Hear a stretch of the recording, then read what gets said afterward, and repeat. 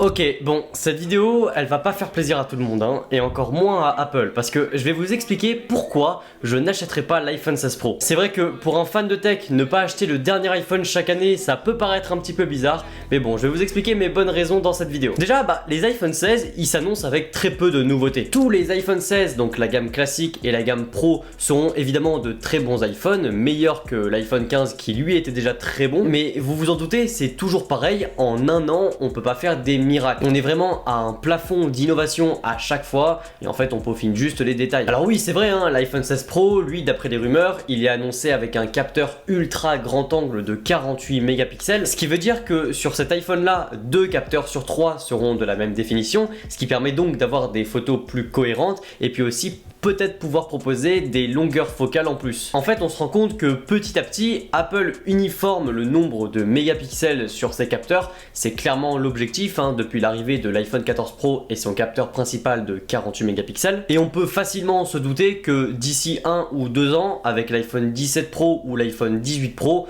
on ait les 3 capteurs cette fois-ci de la même définition, à savoir 48 mégapixels. Mais du coup, moi je préfère donc attendre cette transition avec au moins l'iPhone 17 Pro, voire même l'iPhone 18 Pro si lui, il me tient dans le temps. Surtout que, et c'est ça qui m'a poussé à vous faire cette vidéo, l'iPhone 13 Pro, encore aujourd'hui, c'est un superbe iPhone, vraiment. Le design, l'écran, la partie photo, vidéo, tout est encore très bon. Et l'expérience aujourd'hui, avec son écran 120 Hz et sa puce A15, ça le rend très agréable. Et ça, c'est sans compter mon investissement dans les services d'Apple. J'étais toujours réticent de m'abonner à ces services qui sont quand même pas donnés, comme Apple Music ou encore plus iCloud. C'est juste pour peaufiner l'expérience, d'avoir toutes mes photos synchronisées sur tous mes produits Apple, tous mes fichiers aussi. Franchement, cette expérience, ça apporte beaucoup plus de valeur que d'acheter le dernier iPhone avec un petit peu plus de mégapixels. En fait, ce qu'il faut comprendre, c'est que c'est pas parce que Apple sort un iPhone chaque année que vous devez vous en acheter un chaque année. Ça peut paraître évident pour certains, mais en vrai pas pour tout le monde. On a souvent cette impression de rater quelque chose,